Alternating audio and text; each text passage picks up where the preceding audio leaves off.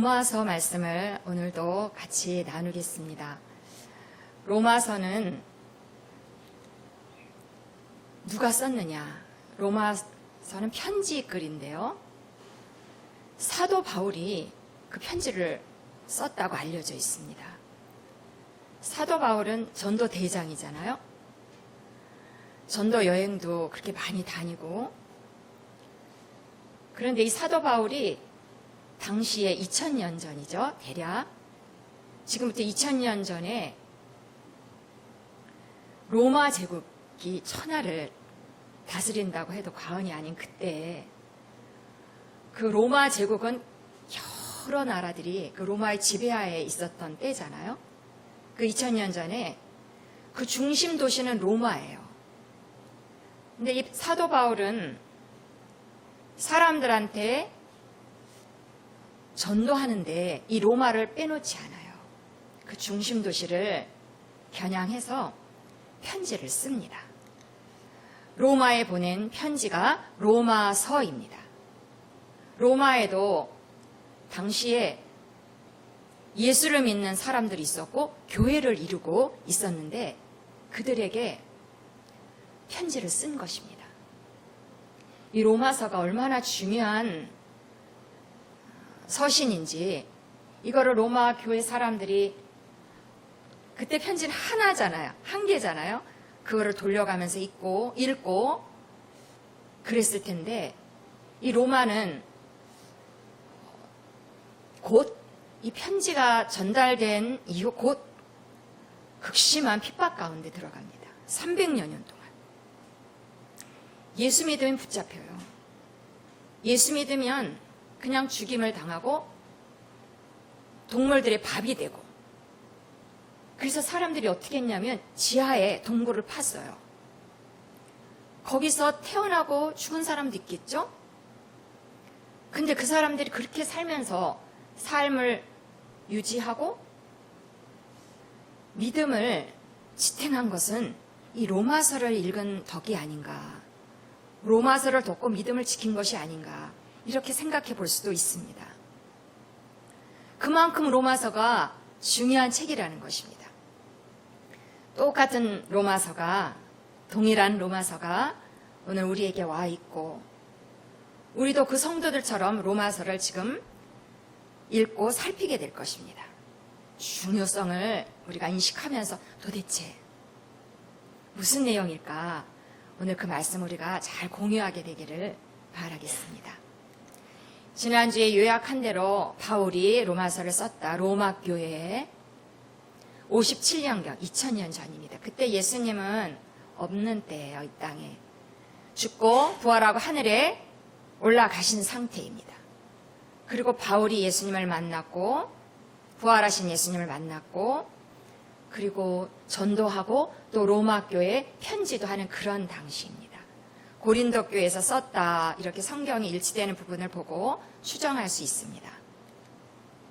오늘은 로마서 전체가 몇 장까지일까요?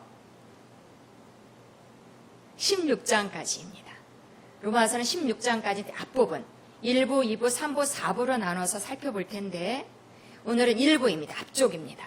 1장부터 3장까지는 내용이 아주 분명합니다. 죄와 심판, 사람의 죄와 하나님의 심판. 세상에서는 이 주제가, 이 내용이 달갑지 않습니다. 많이 이야기되어지도 않습니다. 죄와 심판.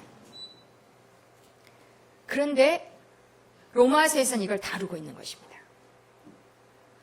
하나님은 이것을 중요하게 생각하시기 때문입니다. 우리를 위해서죠. 우리에게 중요한 내용입니다. 세상 사람들은 죄와 심판에 대해서 이야기를 날마다 하지 않습니다. 별로 관심이 없는 그런 내용일 수 있습니다. 그러나 하나님은 이것을 우리에게 말씀하고 있는 것입니다. 그 주제를 4개의 주제로 이렇게 좀 세분화할 수 있거든요. 근데 첫 번째 주제는 복음입니다. 복음부터 시작을 하는 것입니다. 복음이 무엇입니까? 로마서 1장은 처음에 복음을 이야기하고 있는 것입니다. 우리를 축복해 주고 싶고 좋은 소식을 먼저 말하는 것입니다. 그림에서 우리가 보다시피 복음은 굿뉴스, 누구나 들어도 좋은 소식인데요. 그것은 예수님 이야기입니다. 예수님 이야기가 좋은 소식이라는 거예요. 사람들은 그렇게 생각 안 할 수 있어요. 근데 하나님은 그걸 말씀하시는 것입니다. 예수가 좋은 소식이다. 예수 그리스도가 하신 일이 우리에게 좋은 소식이 된다는 것입니다. 가장 좋은 소식 하나를 꼽으라면 이거라는 것입니다. 그러니까 우리가 진짠가? 이렇게 확인할 필요가 있는 것입니다. 생각해 볼 필요가 있는 것입니다. 복음, 내 인생에 단 한 번뿐인 나의 인생의 가장 좋은 소식은 어떤 것도 아니고 예수 그리스도인가? 하나님 그렇게 말씀하시는데 나도 그것을 받아들이고 있는가? 확인이 필요하겠습니다. 자, 두 번째에서는 왜 복음이 필요한가에 두 번째 주제에서는 죄를 다루고 있습니다. 왜 복음이 필요한가? 왜 예수 그리스도가 꼭 필요한가? 예수 그리스도의 희생과 그의 부활과 하늘에 오르심으로 그 미션 이루신 것이 내게 가장 중요한 그 한 가지인가? 복음은 왜 필요한 것이지? 그 복음이 필요한 이유가 바로 두 번째 주제에서 나오는 것입니다. 죄입니다. 우리는 사람들의 잘못이나 죄에 대해서 경험을 매일 하잖아요. 실수하고 서로 마음 상하고 이런 죄의 형태에 대해서 매일 경험하는데 얼마나 진중하게 얼마나 그 본질에 대해서 깨닫고 있는가 오늘 한번 우리가 같이 나눠야 되겠습니다. 죄는 중요한 주제입니다. 나도 그 주제를 중요하게 받아들이고 있는가 이 시간에 우리가 확인하면서 말씀을 따라갔으면 좋겠습니다. 이것이 죄입니다. 성경에서 말하는 죄가 이것입니다. 그림으로 표현했는데요. 하말티아. 죄는 관역이 있을 때 화살이 관역으로 가서 박혀야 되거든요. 그런데 관역을 향해서 가지 않고 비껴가는 거예요. 다른 데로 가는 것입니다. 이게 죄라는 것입니다. 죄의 개념을 다시 한번 설명드리면요. 하나님이 사람에게 삶의 방향을 주셨습니다. 우리가 살아야 하는 삶의 방향이 분명해요. 사랑, 하나님 사랑, 또 이웃 사랑, 사랑이 우리가 갈 길이에요. 쭉 가서 박혀야 돼요. 그런데 미움, 싫어. 이게 죄인 것입니다. 하나님이 설정해 놓은 방향이 있는데 거기를 이탈하는 것입니다. 하나님 우리 인생을 향하여서 기뻐하라. 항상 기뻐하라. 근데 이게 잘 안 되잖아요. 슬프고 짜증이 나고 옆으로 자꾸 가는 것입니다. 이게 죄인 것입니다. 그러니까 죄에 대한 개념이 하나님 말씀하신 죄의 개념이 그거라는 것을 우리가 이제 들었습니다. 자, 이게 죄입니다. 로마서 앞쪽에는요. 죄가 얼마나 중요한 주제인지 계속 나열되어 있습니다. 여러분이 읽으셔서 그 내용을 보셨듯이 계속 나옵니다. 죄의 열거가 끝이 없어요. 하나님에게는 그게 중요한 주제라는 것입니다. 같이 한번 좀 길지만 계속해서 같이 읽어오셨으면 좋겠습니다. 시작. 하나님을 알되 하나님을 영화롭게도 아니하며 감사하지도 아니하고. 하나님 관심 없는 게 죄라는 것입니다. 세상 사람들 많잖아요. 우리가 그들을 정죄하는 것이 아니라 하나님 말씀 우리가 보는 것입니다. 아, 이게 죄구나. 같이 읽겠습니다. 스스로 지혜 있다 하나 어리석게 되어 썩어지지 아니하는 하나님의 영광을 썩어질 사람과 새와 짐승과 기어다니는 동물 모양의 우상으로 바꾸었느니라. 하나님이 중요한데, 하나님이 아주 중요한데 하나님보다 사람이 더 중요해. 사람이 더 급해. 사람이 똑똑한 것 같지만 이렇게 어리석게 됐다는 거예요. 하나님을 못 알아봐요. 하나님 대신에 동물을 중요하게 생각하고 그렇게 변질되었다는 거예요. 또 읽겠습니다. 하나님께서 그들을 마음의 정욕대로 더러움에 내버려 두사 그들의 몸을 서로 욕되게 하게 하셨으니, 사람들의 자기 몸을 생각하는 것에 있어서도 잘못된 방향으로 가고 있다는 것입니다. 이탈되어 있다는 것입니다. 이 말씀도 같이 길지만 읽어보겠습니다.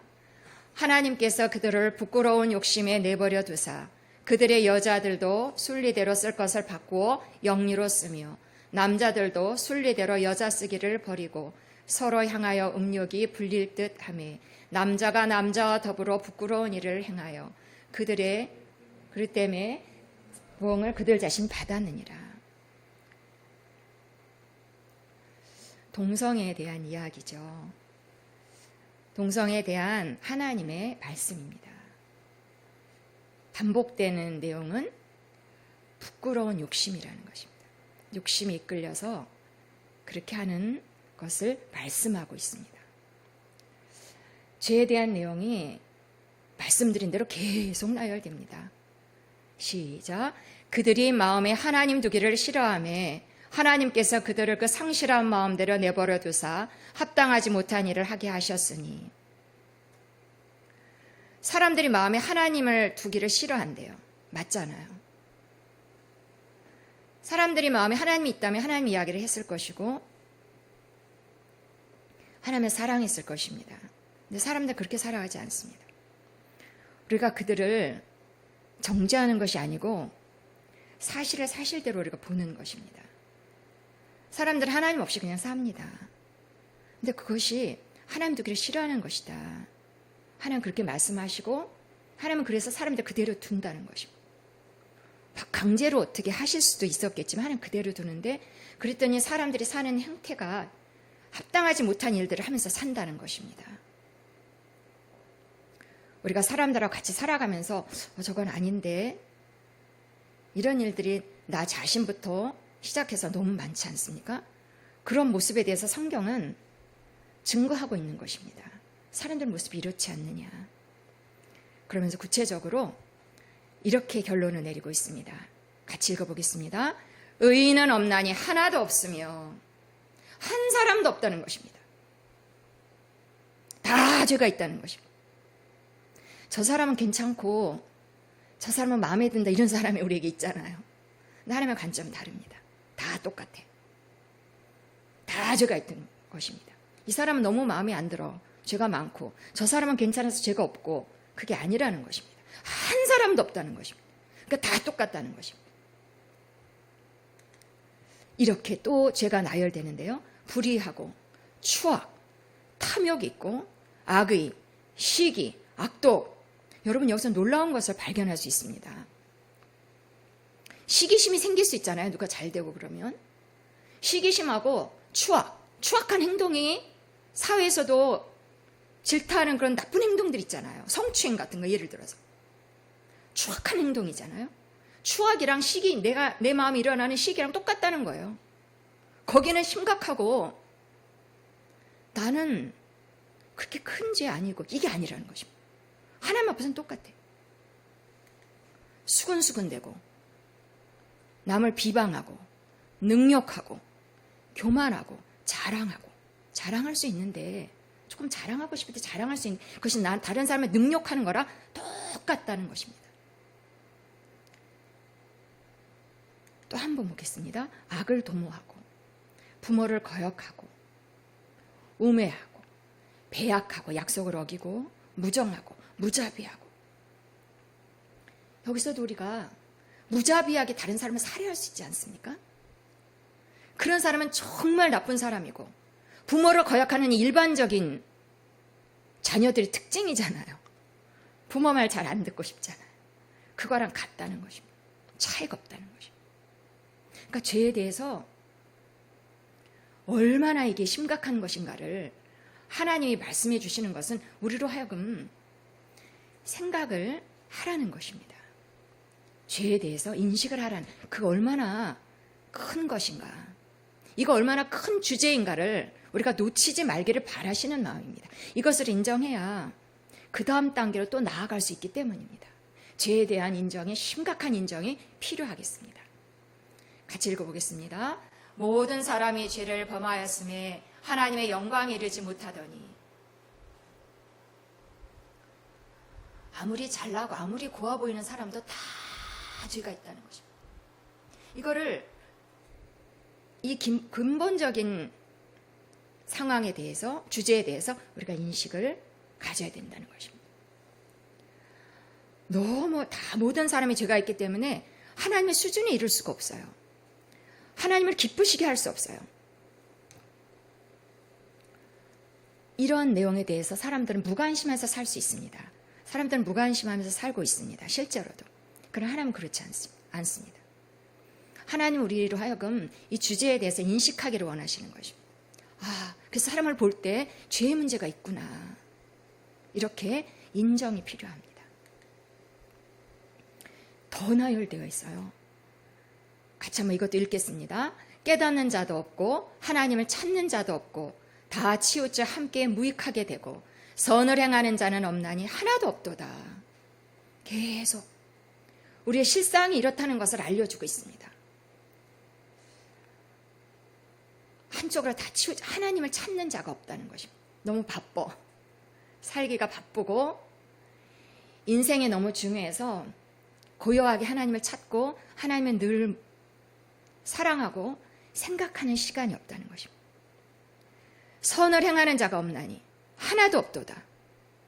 우리가 선을 안 행하는 건 아니잖아요. 근데 선을 행하지 않는다는 것입니다.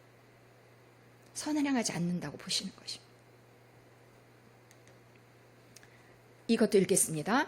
그들의 목구멍은 열린 무덤이요 그 혀로는 속임을 일삼으며 그 입술에는 독사의 독이 있고, 이제 말하는 거에 대해서 말도 얼마나 악한가. 원래 우리의 살아가야 할 방향에 없는 말들이 나온다는 것입니다. 아이들도, 그렇게 몇 살밖에 되지 않은 아이들도 툭하면 거짓말, 욕설, 얼마나 말이 다른 아이들 조롱하고 놀리고, 이 말이 좋지가 않아요. 근데 그러려니 하고 넘어갈 수 있지만 하나님은 아니라는 것입니다. 그걸 볼 줄 알아야 된다는 것입니다. 말씀 읽겠습니다. 그 입에는 저주와 악독이 가득하고 그 발은 피 흘리는데 빠른지라. 막 원수 갖고 싶잖아요. 이런 거에 대해서 보라는 것입니다. 우리의 심중을, 사람들은 거기에 대해서 낱낱이 이야기하지 않습니다. 그렇게 할 우린 자격도 없잖아요, 사실. 그걸 하나님 말씀하시는 것입니다.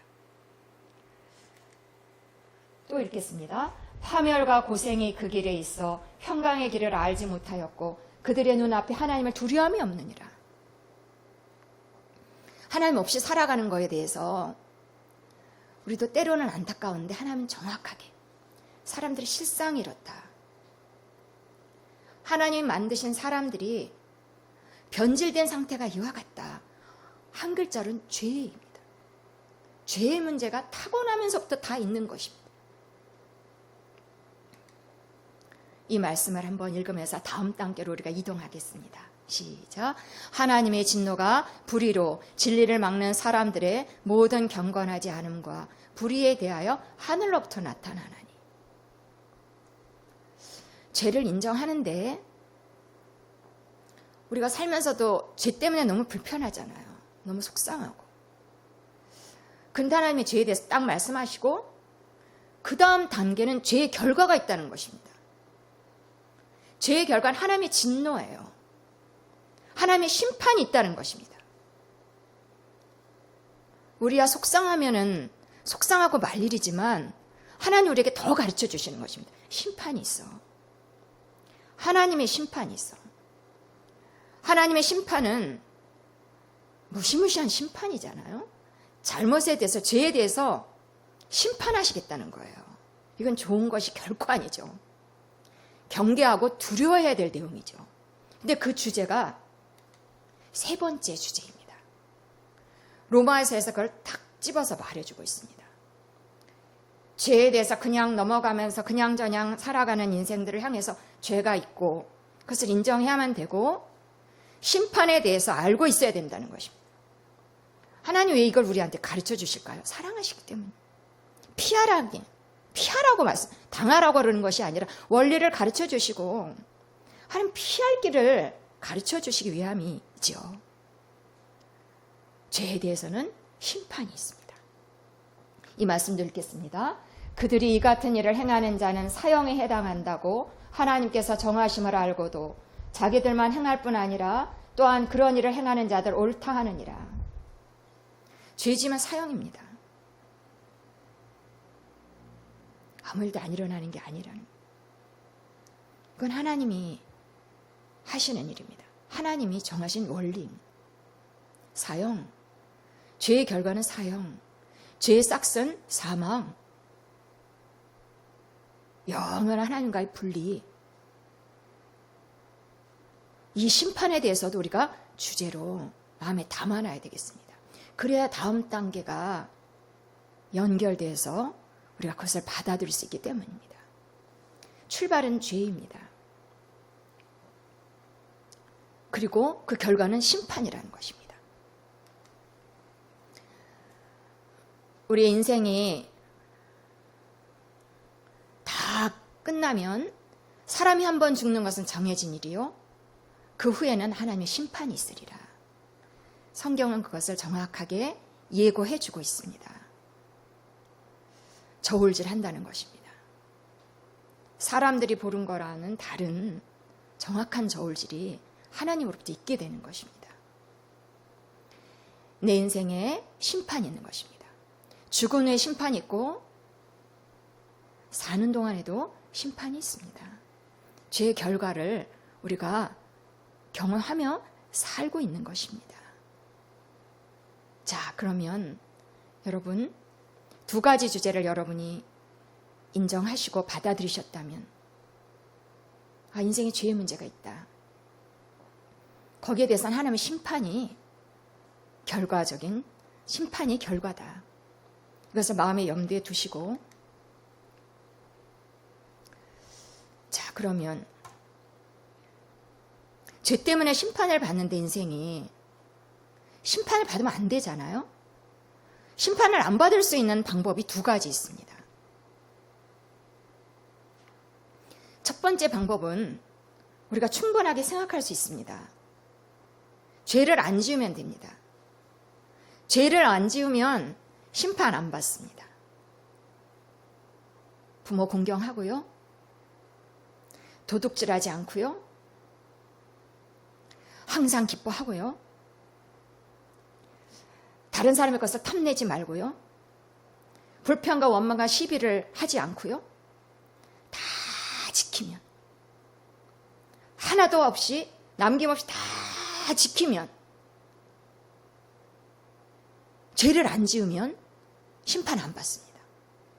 근데 지금 말씀에 띄어져 있는 것처럼 도둑질 안 하고 거짓말 안 하고 부모 공경하고 형제를 사랑하고 미워하지 않고 이렇게 다 할 사람이 없다는 것입니다. 그렇게 행할 수 있는 사람은 없습니다. 하나도 죄를 짓지 않고 선을 행할 수 있는 사람은 없다라는 것입니다. 말씀을 한번 확인하겠습니다. 그러므로 율법의 행위로 그의 앞에 의롭다 하심을 얻을 육체가 없나니. 죄를 안 짓고 심판을 안 받을 사람은 아무도 없다는 것입니다. 그러니까 첫 번째 방법은 안 된다는 것입니다. 죄 때문에 표에서 보시듯이 심판이 연결되는 것입니다. 이것이 인생입니다. 온갖 죄로 인해서 심판에 이르는 것이 우리 인생의 길입니다. 중요한 주제로 우리가 그것을 말씀 나눴습니다. 그런데 심판받지 않으려고 막 선행을 하는 것입니다. 오늘은 착하게 살아야지. 오늘은 좀 어제와 똑같은 짓을 하지 말아야지. 이렇게 선행을 나름대로 마음을 바꾸고 선행을 하려고 애를 씁니다. 그러나 죄를 가리울 수는 없는 것입니다. 내가 잘못을 뉘우치고 선행을 한다고 해서 내 근본적인 이 죄의 문제를 해결할 수 없다는 것입니다. 이 선행으로도 아무리 애를 써도 심판에 도달할 수밖에 없는 것입니다. 하나님께서 우리에게 말씀하고 계시는 것입니다. 이것이 인생입니다. 놓치지 말아야 될 주제입니다. 이것을 이렇게 표현할 수 있겠습니다. 사람의 의, 사람의 방법입니다. 착하게 살아야지.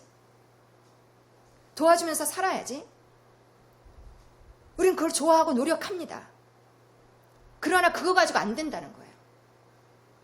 그거 가지고 안 돼서 심판에 도달할 수밖에 없다는 것입니다. 명백한 공식입니다.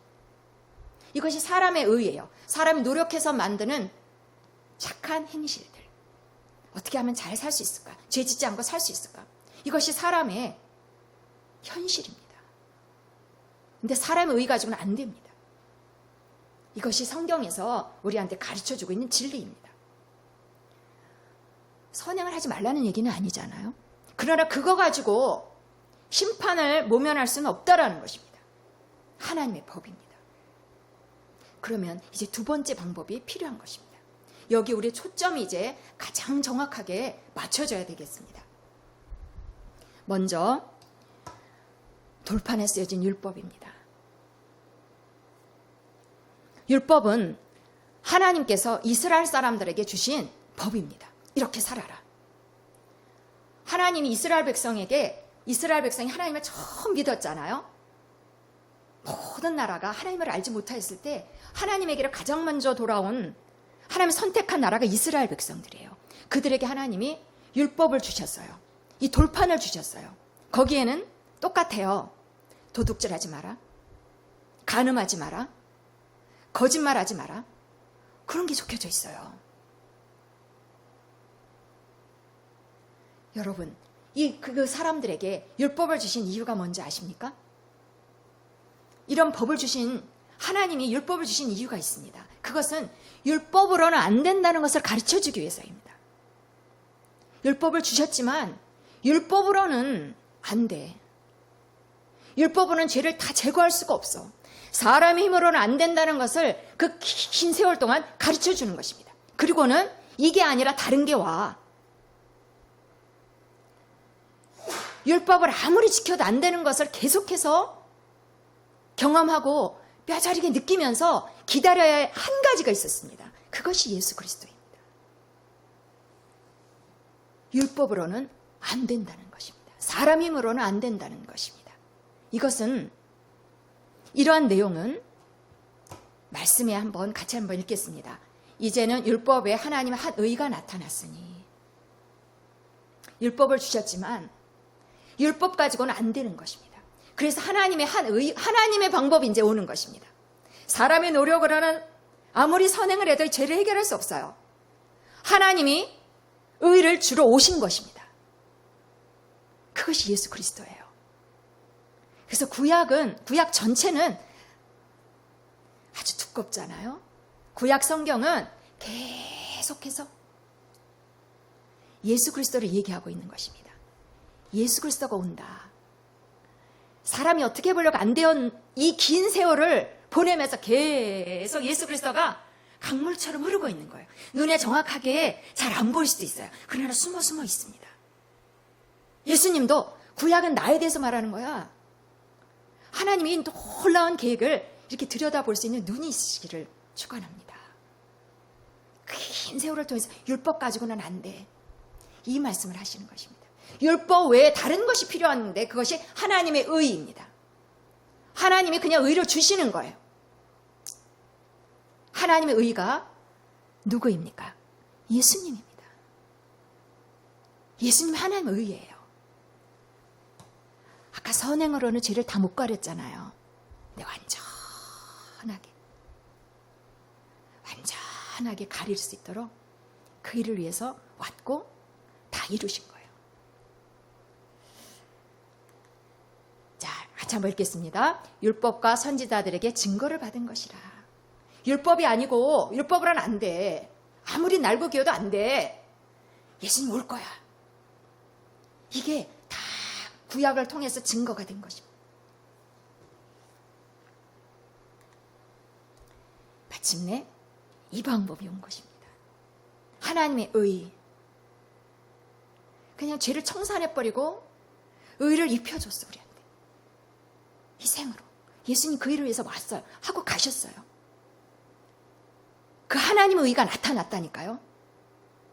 우린 보지 못했지만 2000년 전에 나타난 거예요. 우리는 그 예수님을 지금도 믿고 있는 것입니다. 하나님의 의입니다. 다른 것으로 우리가 믿는 것이 아니고 이 주제를 우리가 정확하게 알아야 돼. 하나님의 의. 그 죄 때문에 인생의 문제가 큰데 이제 의가 온 거예요. 죄가 청산이 되고. 하나님의 의입니다. 사람의 의가 아닙니다. 할 수도 없습니다. 아무리 착해도 이렇게 할 수가 없습니다. 근데 하나님의 의가 온 것입니다. 약속하셨고 마침내 와서 이루신 것입니다. 이 하나님에 대해서 보내셨는데 우리가 보아야 되겠습니다. 하나님의 의는 왜 중요한가? 뒤에 뭐가 있을까요? 하나님의 의로 이제 뭐가 결과적으로 나올까요? 심판 없습니다. 이거잖아요. 인생의 큰 문제가 그거였는데 이렇게 되는 거잖아요. 하나님의 의가 왔으니 이제는 심판 없어요. 죽어서도 심판 없어요. 죽는 것이 이제 두렵지 않는 거죠. 그리고 살아서도 심판이 없는 것입니다. 죄 때문에 시달리지 않아도 되는 것입니다. 죄책감 빨리 회개하고 죄책감 가운데 머무르지 않아도 됩니다. 다른 사람들의 죄로 인해서 내가 너무 힘들어. 이거 안 해도 되는 것입니다. 오뚜기처럼 일어날 수 있는 것입니다. 심판이 없다니까요. 이게 예수님의 공로예요. 하나님의 의예요. 하나님이 이루신 일이에요. 예수님을 믿는 이유입니다. 와, 대단하지 않아요? 이런 하나님이 하신 일을 머리로만 생각하지 않고 마음으로 받아들일 때 막 박수하고 싶어요. 이거구나. 그동안 알았었는데 이제 그걸 받아들이니까 하나님이 계시죠? 하나님 알려주셔서죠? 성령님이 자꾸 가르쳐 주시는 거죠? 이거구나. 인생에 문이 열리는 거예요. 막막하고 답답했던 문이 이제 열리는 것입니다. 우리 인생의 문제가 얼마나 많습니까? 죄의 문제들. 다 죄의, 너하고 나하고 싸우는 것도 죄의 문제. 그것 때문에 답답한 가운데 벌써 인생에서 심판받으면서 살잖아. 힘들어. 고생스러워. 근데 그거 없는 것입니다. 그것이 하나님의 의라는 것입니다. 이것이 뭘까요? 복음이에요. 복된 소식이에요. 심판 없음. 돈보다 더 귀한 소식이죠. 이제 인생에 괴로움이 없어. 긍정적인 사고방식이 아닙니다. 하나님 원리를 따르는 것입니다. 복음. 이것이 복음입니다. 또 있네요. 하나님의 의를 결과, 심판이 없다 말씀드렸죠? 또 하나 있잖아요. 무엇입니까? 하나님의 의가 와서 인생 가운데 하나님의 의가 들어왔어요. 들어와서 우리에게 무엇이 생깁니까? 생명. 심판받지 않아. 거기서 끝나는 게 아니라 생명을 누리는 삶을 사는 거예요. 살아도 사는 것 같이 못 사는 때가 많잖아요. 이제 사는 것처럼 사는 거예요. 항상 기쁠 수 있어요. 생명이에요, 생명. 실수하면 다시 일어나면 돼요. 생명. 심판받지 않아서 다행이다. 휴, 다행이다. 이게 아니라 넘어서서 그걸 한 단계 넘어서 생명. 누구든지 멸망하지 않고 영생을 얻게 하려 함이라. 예수님이 오시면 단지 심판받지 않는 것, 이것도 큰 건데 생명을 누리는 삶을 사는 것입니다. 누가 이것을 주겠습니까? 누가 이 삶을, 이 생명을 누가 나에게 주겠습니까? 사람이 아닙니다. 나 자신이 아닙니다. 하나님, 예수 그리스도를 통하여서 생명이 이제 내 앞에 펼쳐지는 것입니다.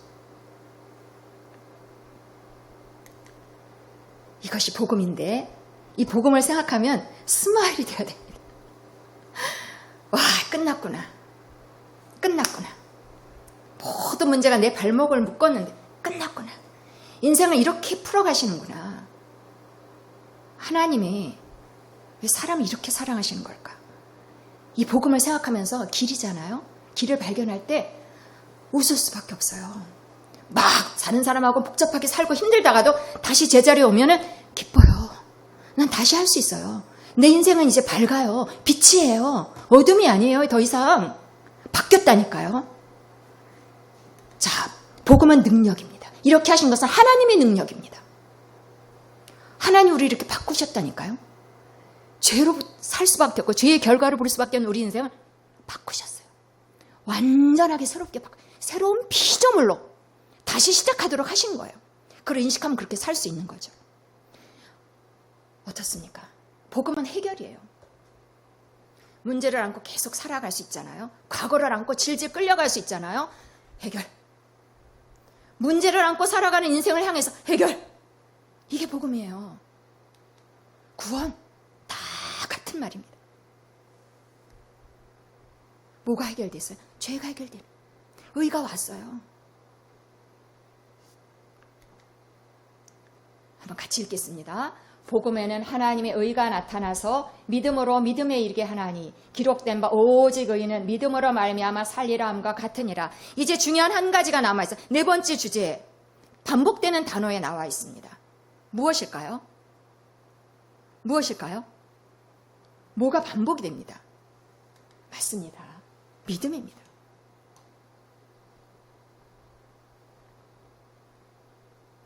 하나님은 세팅 완료하셨어요. 인생의 죄로 인해서 심판받을 수밖에 없는데 죄를 해결하셨어요. 그리고 생명을 주셨어요. 하나님의 의를 별도로 보내신 거예요. 하나님의 사랑의 세팅은 끝났어요. 근데 이제 우리한테 달린 거예요. 믿음. 그걸 받아들일 수 있는 거예요.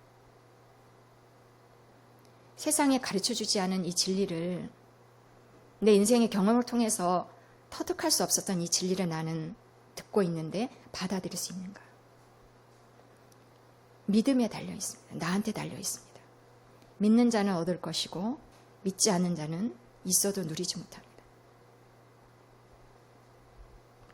우리의 결정이 중요하게 남아 있습니다. 믿기로 결정하면 그 삶을 누릴 것이고 또 증인으로 살 수 있을 것입니다.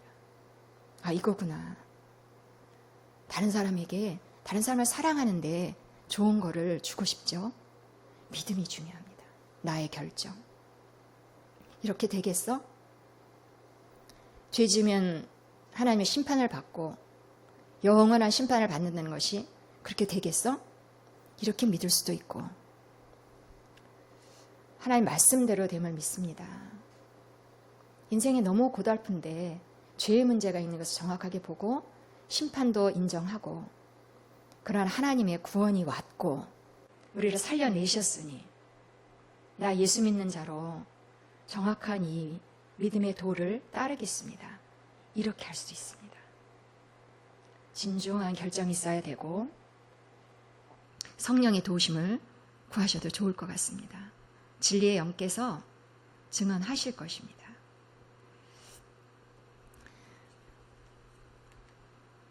자, 이제 오늘 말씀 나눈 것은 4가지 주제입니다. 복음을 먼저 말씀하셨습니다. 죄를 딱 지적하기 전에 먼저 복음이 있다. 사람은 살아날 수 있다. 살릴 수 있다. 근데 왜 복음이 필요한지는 알아야 돼.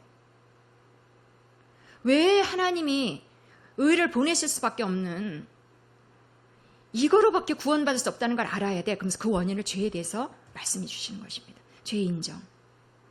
방법이 없어요. 심판에 이를 수밖에 없어요. 이것을 인정하고 복음을 받아들이는 것입니다. 그것이 믿음이 되겠습니다. 제가 공부방 우리 센터에 좋은 소식을 하나 자랑하려고, 아까 자랑하면 안 된다 그랬는데 여러분이 또 기도도 많이 해주시고 금요 기도회 때마다 늘 공부방을 축복해 주시고 기도해 주셔서 감사한 마음으로 보고 삼아 말씀드리면 지난 토요일 날 그 아동센터가 모여서 8개 팀이 상금 500만 원을 걸고 풋살 대회를 했습니다.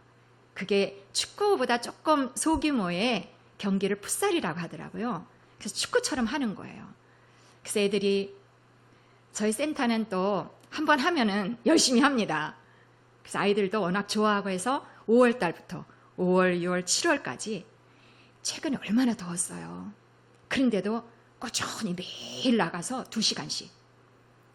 뭐 땀을 흘려가면 애들이 그렇게 에너지가 많은데도 kokkok대면서 그렇게 훈련했습니다. 그리고는 이제 가서 지난 토요일 날 경기를 했어요. 그랬는데 저희가 우승을 했어요. 공동 우승이지만 두 팀이 올라가서 무승부로 좋게 좀 결론을 내리자 해서 무승부로 공동 우승을 하기로 결정을 해서 그렇게 잘하고 왔습니다. 하나님 많이 도와주신 것 같아요. 그 대진표도 굉장히 중요하잖아요. 처음에 두 경기를 조금 잘 못하는 팀들하고 붙었어요. 그 잘하는 팀하고 처음부터 붙었으면 불리할 수도 있었는데 애들이 승승장구 많이 잘하고 올라갔습니다. 1대 7, 1대 8로 크게 이기면서 올라갔습니다. 그 마지막 경기에서는 결승팀은 다르더라고요. 애들이 강력했고 기술 좋은 애들이 3, 4명이 있어서 6명이 경기하는데 걔네들은 뭐 발 놀림이 예사롭지가 않더라고요. 그래서 우리 아들이 약간 위축됐었어요. 그런데도 아주 선방을 했습니다. 철저하게 맞고 2대 2로 끝까지 잘 버텼어요. 그런데요, 이렇게 어쨌든 저희가 공동 우승으로 결정을 짓고 기쁜 마무리를 했는데 제가 사진을 갖고 왔어요. 여러분에게 보여드리고 싶은 사진이 있어서 사진이 찍혀서 올라왔는데 얘 모습을 보니까요, 이 모습이 얘가 키도 작고 제일 어려요. 4학년부터 출전할 수 있거든요.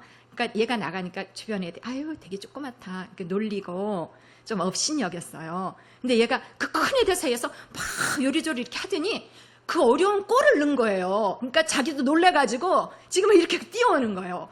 카메라 쪽으로 뛰어오는데 그 모습이 이렇게 얘가 또 명랑한 애니까 표정이랑 이런 게 아주 적나라하게 이렇게 나오더라고요. 또 다른 아이도 한 장 보여드릴게요. 그 다음 아이는 이렇게 그 아이랑 체형도 다르고 성격도 달라요. 조금 얘는 약간 소극적이에요. 그런데도 보세요. 이 아이가 후보 선수거든요. 그래서 짧은 시간에 들어갔는데 들어가자마자 아주 시원하게 찬 것도 아니고 문전에서 얼쩡거리다가 골이 나오는 거 보고 막 이렇게 차더니 들어가 버린 거예요. 그래서 놀래가지고 막 자기가 뛰어와서 운동장을 막 돌더라고요. 얘가 그렇게까지 활발한 아이는 아니거든요. 왜 그럴까요? 이 아까 애처럼 입 벌리고 이거는 못하더라고요. 근데 이 표정만 봐도 터질 것 같지 않으세요? 막 기쁨이 막 안에서 자기가 넣었다라는, 무려 4골이나 넣었어요. 후보 선수 주제에 4골이나 넣었으니 얼마나 자기 스스로도 기쁘고 대견했겠어요. 그래서 지켜보는 저희도 알 수가 있었습니다. 아까 걔나 얘나 성격도 다르고 체형도 다르고 그런데 공통점이 있더라고요. 기쁨, 이 터져나오는 기쁨, 감출 수 없는 기쁨, 표현하지 않으면 안 되는, 운동장을 돌아야만 하는 이 기쁨이 그 안에 들어있는 거예요. 보니까 우리는 실감을 너무 정확하게 막 튀어나올 것 같았어요. 이 즐거움과 기쁨이 밖으로 분출되는데, 상금은 500만이었는데 500만 원 이상의 관람을 우리가 했습니다. 아이들을 보면서. 두 아이의 공통점, 둘이 조금 다르지만 성격도 다르지만 두 아이의 공통점, 왜 기뻤을까요? 골을 넣었기 때문입니다. 골 안 넣으면 저렇게 안 나옵니다. 대회의 경기의 목표는 골입니다. 아무리 포지션이 좋고 아무리 패스를 잘해도 골 안 넣으면 꽝입니다. 골입니다. 이 아이들도 가기 전에 매 게임마다 한 골씩 기도해왔습니다. 그 목표가 달성돼서 비로소 기쁜 것입니다. 이유 없는 기쁨은 없다는 것입니다. 이제는 우리에게로 돌아와서, 우리 현주소로 돌아와서 우리에게 기쁨이 있다는 것입니다.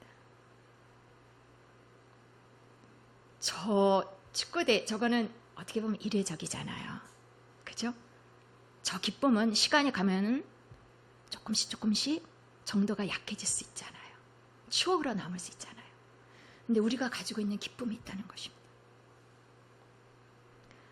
짜증나도 돌아서서 기뻐할 수 있는 우리 자리가 있다는 것입니다. 예수, 하나님의 의, 나의 모든 죄, 나의 모든 죄의 결과를 송두리째 가져가신 그 하나님의 의, 예수, 구원, 그것을 생각하면 기뻐할 수 있다는 것입니다. 그러니까 자꾸 그리로 돌아가야 된다는 것입니다. 저 아이가 막 이렇게 할 수 있는 거는 머릿속에 온통 꼴 생각 때문에 저렇게 하는 거잖아요. 우리 안에 그 생각이 있어야 됩니다. 왜 나를 이렇게 사랑하셨을까? 내 인생을 바꾸신 하나님의 의, 내 힘으로는 기고 나라도 안 돼요. 그러면 나는 절망하며 살 수밖에 없는 나의 인생 바꾸신 것입니다. 그래서 여기서부터 심중에서 생각을 하시고, 이게 가식으로 웃을 수는 없잖아요. 속으로 생각하시고 기뻐할 수밖에 없지. 해결됐는데